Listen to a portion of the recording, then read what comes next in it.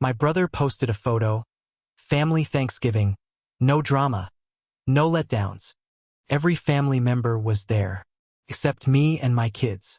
We weren't invited. I hit like and commented, "Beautiful. By the way, the house you're in, I own it. Enjoy Thanksgiving there. Selling it December 2nd. Post deleted in 4 minutes.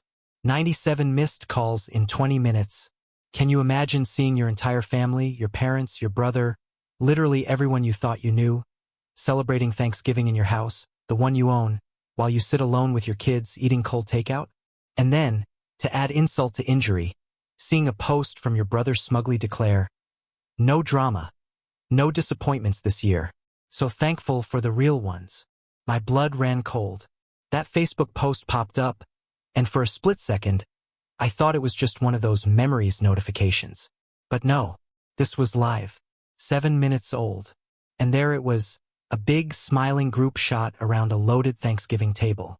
My parents, my brother Nate, his arm around his wife, her 2 stepkids, my aunt, the one who only shows up for free food, even the neighbor who borrows tools and never returns them. Every single face tagged, every single chair full. My eyes just locked onto the background. I zoomed in without even realizing I was doing it. The old wallpaper, that chipped light fixture, those cabinets I'd always meant to replace. It was my house. Technically, legally, it's mine. The mortgage, the insurance, the property taxes that auto-draft out of my account on the 15th of every month. I looked up from my phone. My own dining table. Just me and my 2 kids, Ben and Lily, hunched over cartons of lukewarm lo mein. Their mom lives in another state, so Thanksgiving was my year. Dad's year. Instead of a golden turkey, we had cold noodles. Instead of a family, we had a Facebook post. Ben, he's 11, leaned in, squinting at my phone. "Hey, Dad," he said, his voice quiet. "That's Grandma's house." My throat tightened instantly. I shook my head, my voice barely a whisper. "No, buddy. That's my house." Lily, my 8-year-old, sat cross-legged on the couch, her sketchbook forgotten in her lap. Her quiet, observant eyes went straight to the photo. She scanned the faces twice. Then she looked up at me. "Where are we?" she asked. My hands started to shake. Hard. We hadn't been invited. They hadn't forgotten us. A week earlier, my mom had texted me. "Keeping it small this year," it read. "Just immediate household and Nate's family. Too much drama last year. You do something low-key with the kids." And then a little smiley face emoji. And now here was keeping it small, complete with neighbors and an aunt who complains about everything. No drama. No disappointments. Meaning no us. I didn't call. I didn't text. I just hit like. And then with both thumbs, I slowly, deliberately typed, "Beautiful.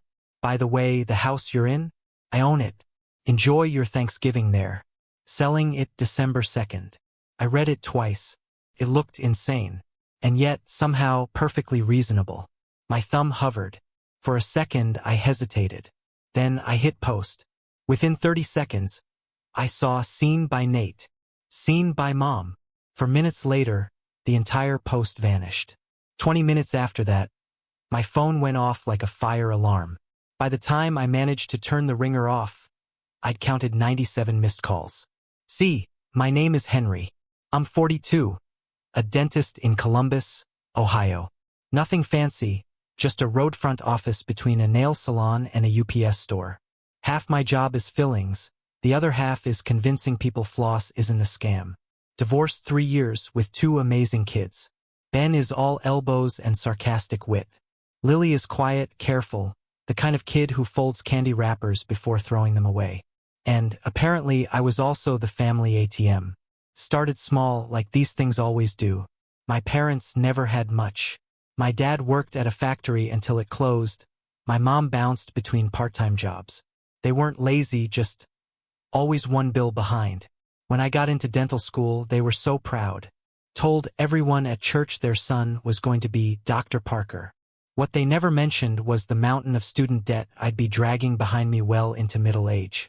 Right after my residency, the calls started. The first time, my parents were 3 months behind on their mortgage. My mom sobbed on the phone. I wired them $4,000. Dad said he'd pay me back when things picked up. They never really did. Over the next 10 years, I co-signed on their new house when their credit tanked. I covered a full HVAC replacement, $7,200. I paid off $3,500 of Nate's emergency credit card debt. I added my parents to my cell phone plan because the landline is so expensive, honey. I started sending them $300 a month just to help with prescriptions. Then, when their second house started falling apart, I bought a nicer place, in a better neighborhood. An investment, I told myself. That's the house in the Facebook photo. The mortgage is $1,900 a month. My parents pay me $750 when they can. Some months they just skip it, saying, "It's tight right now. We'll catch up next month." They almost never catch up. My brother Nate temporarily moved in with them after his latest business venture crashed. 2 years later, he was still there. His name isn't on any lease. His income is creative. Facebook Marketplace, Uber, whatever. On paper, they were my tenants. In reality, I was their safety net. The weird part? I could have lived with that. Honestly, what I couldn't live with was how they treated my kids. When Ben was born, my mom posted a picture. Our first grandson. Sweet. Lots of heart emojis. When Lily was born, the caption was, "Another one, LOL. No name. No hearts. Just another one." I tried to laugh it off, but the patterns were there. At Christmas, Nate's stepkids got iPads from Nana and Grandpa. My kids got a board game from the clearance bin and a pack of socks. On the group chat, there were daily updates about the stepkids' soccer goals, their school plays, lost teeth. My kids? They were just, "Tell them we said hi." The worst was last Christmas. We were at my house because my mom insisted, "Christmas is at Grandma's. That's how it's always been." Lily had spent 3 days drawing a picture of the house with Christmas lights. All of us holding hands in front. She even got the shutters right. She even drew Nate's stepkids. She handed it to my mom when we came in, her cheeks pink from the cold. My mom barely glanced at it. "Oh, that's nice, honey," she said, already turning back to the stove. She left the drawing on the counter, next to a wet ring from a glass. 10 minutes later, Nate's oldest gave her a scented candle from Target. My mom gushed over it like it was a diamond necklace. Lily's drawing? It ended up under a pile of junk mail. That night, my kids slept on an air mattress in the den while Nate's stepkids had the guest room because they're here full-time. Full-time in the house I own, I thought. And still, I said nothing. I kept telling myself, they're old. They don't realize what they're doing. It's not on purpose. Then came the keeping it small text about Thanksgiving. Then the post. No drama. No disappointments. No us. Something in me just snapped. After I posted my comment, I put my phone face down on the coffee table. "Who wants more noodles?" I asked. Ben gave me a look. "Dad," he said, "are we in trouble with Grandma?" I shook my head. "No," I told him. "If anyone's in trouble, it's the people eating food in my kitchen." He actually snorted, surprised. Lily leaned against my arm. "Are we going there?" she asked. "No," I said. "We're staying home." That decision felt bigger than it sounded. When the kids went to their rooms, I picked up my phone. A text from my mom flashed first. "Henry, what on earth is this comment? You don't put family business on Facebook. Call me." Then Nate, "Dude, delete that. You're making us look bad. It was just a joke." Then, a voicemail from my mother. Her voice, tight with fury. "Henry, this is your mother. That house is our home. I don't know what possessed you to threaten us online, but this is not funny. You cannot just sell the house because your feelings are hurt. Call me back right now and we will talk this out. I am so disappointed in you." Disappointed in me? I set the phone down before I said something I couldn't unsay. Then I went to my laptop. I didn't make a pros and cons list. I didn't ask myself what a good son would do. I just opened my email and typed Cheryl Realtor into the search bar. I hit call. She picked up with a cheerful, "Hey, Dr. Parker, happy Thanksgiving." "Hey, Cheryl," I said. "I'm sorry to bug you on a holiday." My voice was flat. "I need to sell a house." She laughed, then heard my tone. "Okay, which one?" "The Oak Ridge property." A pause. "The one your parents live in?" "That's the one," I confirmed. "I want it listed December 2nd, if possible." "That's in a week," she exclaimed. "We can start the paperwork, sure. You'll need to give your tenants notice." "I will," I said. "Just get the ball rolling. Use the old listing photos for now. Whatever you need." We talked numbers. The market was decent. I'd walk away with a good chunk after paying off the mortgage. When I hung up, my call log showed 30 missed calls. Next, I logged into my bank account. I canceled the automatic transfer that covered my parents' phone bill. I canceled the $300 monthly help with prescriptions deposit.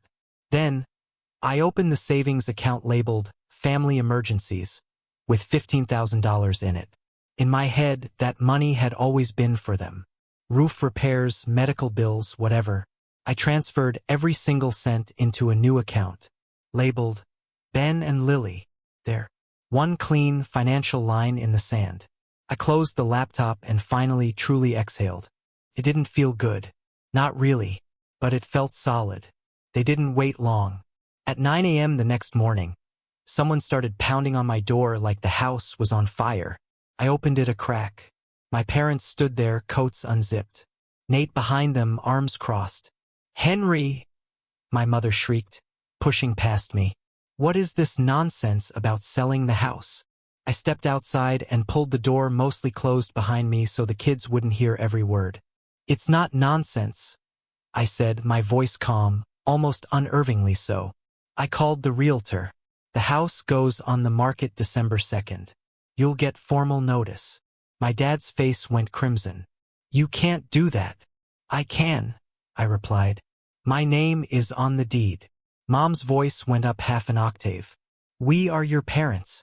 That is our home. We have lived there for 5 years. You bought it for us." "I bought it as a rental property," I corrected, keeping my tone level. "I let you live there at a discount. I've been covering the difference, the taxes, and your bills on top of that. And yesterday, I watched you host a Thanksgiving for the real ones in my house, while my kids ate Chinese takeout with me in a rental." Nate rolled his eyes. "This is about Facebook? You're nuking everything over a caption." "It's not just a caption," I said, meeting his gaze. "It's how you actually feel. You just finally wrote it down." Mom waved a dismissive hand. "Oh, for heaven's sake. It was a joke. A silly joke. A joke is turkey coma or so much pie. Send help," I told her. "Calling a holiday no disappointments when your son and his kids weren't invited? That's not a joke. That's a message." Dad jabbed a finger at me. "We're your blood. You don't throw your blood out on the street because you're sulking." "You're not on the street," I said. "You'll have 60 days. I'm not raising your rent. I'm not charging you for January. I am simply ending a financial arrangement that has never been acknowledged or appreciated." My mom's eyes welled with tears. "We did everything for you. We sacrificed so much so you could be a dentist." "I appreciate that," I said. "That's why I've spent 10 years making sure you never missed a payment. But you don't get to erase my kids and still expect my money." Nate finally jumped in. "What did we do to your kids, Henry? Seriously, no one yelled at them. No one hit them. We just had dinner. You weren't even here." "That's the point," I shot back. "You had a family Thanksgiving in my house. You invited neighbors and an aunt who complains about everything, but not us. And then you labeled it no drama, no disappointments." My son saw that, Nate. My daughter saw that. Mom shook her head. "Children are resilient. You're making a big deal out of nothing." My voice went soft, but it carried a steel edge. "My daughter spent last night asking why Grandma didn't want her there. That's not nothing." My dad snorted. "Kids bounce back. That's what they do. We're talking about a roof over our heads. And I'm talking about a roof over their hearts," I countered. I'm not going to keep paying for a stage where they get treated like extras. Nate shifted tactics. Okay. How about this? We start paying full rent. Market rate. I'll get a roommate, whatever. Mom and Dad will give you more, too. You keep the house. We stay. And you stop acting like Mom's Facebook post killed your kids. He looked so proud of himself, like he'd found the magic compromise. A year ago, that would have worked. Now, it just sounded like what it was. A bribe. A way to stay in control. It's not about the money anymore, I told him, cutting through his smugness. I'm selling the house. You will need to find somewhere else to live. I'm not your backup bank. I'm not your landlord. I'm just your son, and you don't seem very interested in that version of me. There was a long, heavy silence. Mom finally whispered, her voice cracking, "You're going to regret this when we're gone." I swallowed hard. Maybe, I said, but I already regret sitting at my own table explaining to my kids why they weren't good enough for yours. I stepped backward toward the door. You'll get the notice in writing, I said. I won't argue about this anymore. And I shut the door. I stood there, my hand on the knob, listening to their muffled voices through the wood. My mother was crying. My dad was swearing. Nate was saying, "We'll see about this. He can't just..."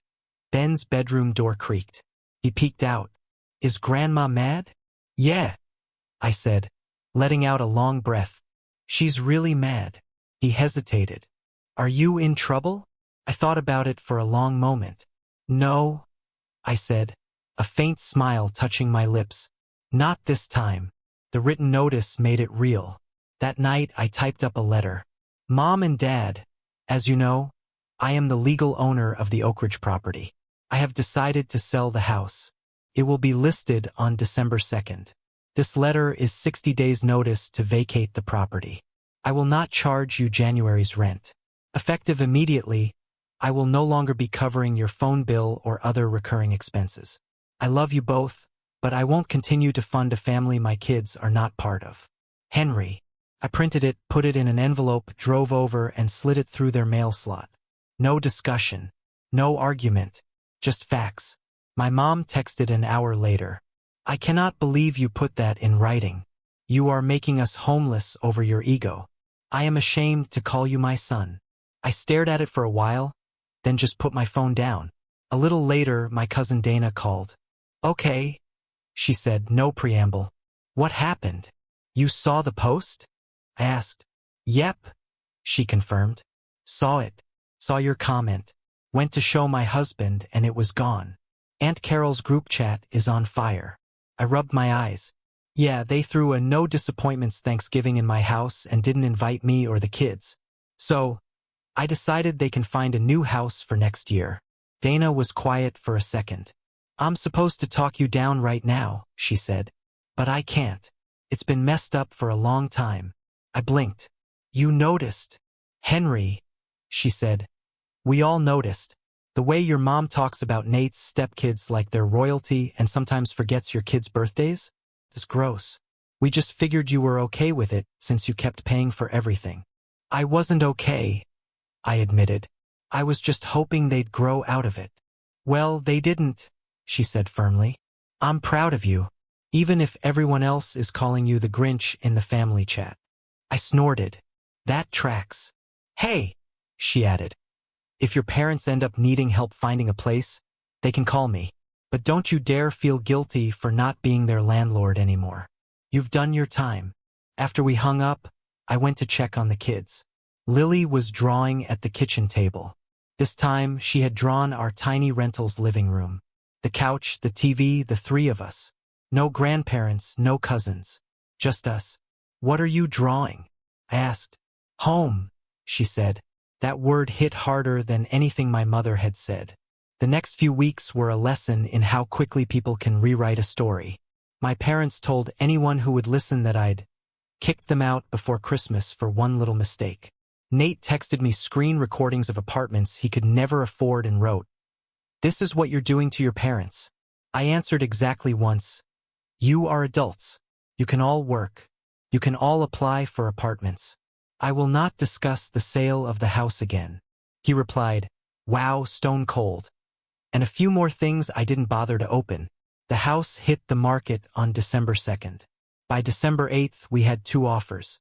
I accepted one from a young couple expecting twins. They walked through the house with big eyes, talking about where the crib would go, how they'd host their first Thanksgiving with no drama. I bit my tongue at that part. My parents were polite to them during showings. My mom later told someone I forced strangers into her home on short notice.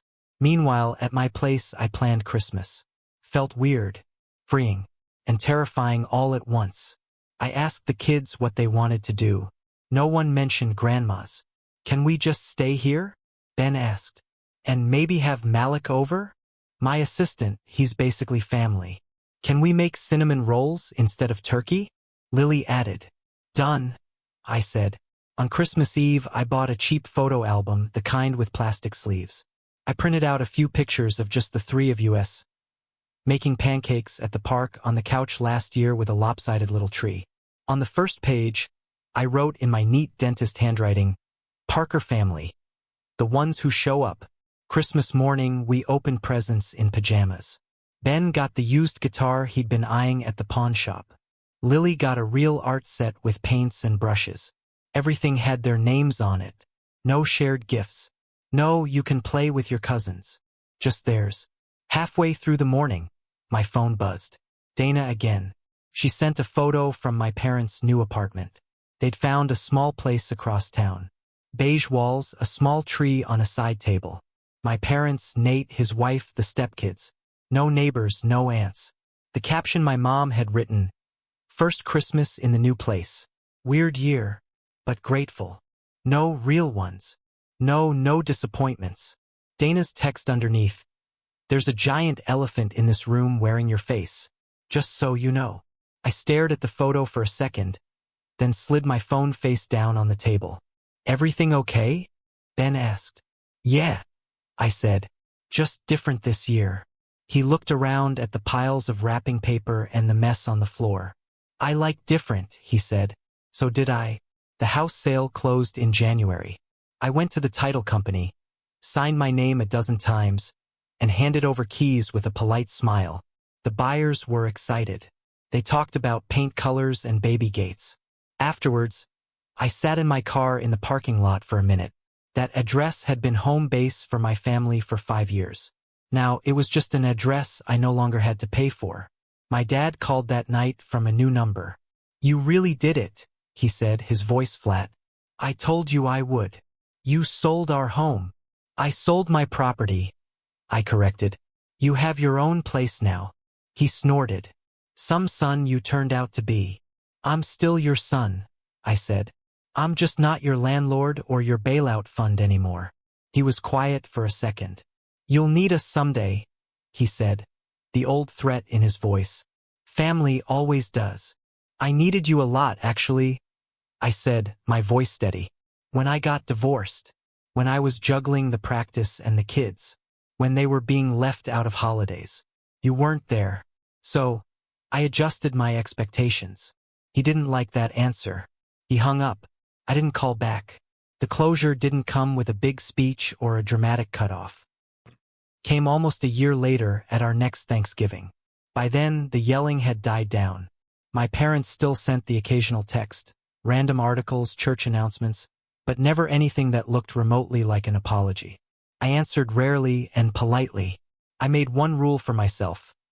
If someone treats my kids like they don't matter, they don't get my money, my holidays, or my time. This year, when November rolled around, there were no invites from my parents.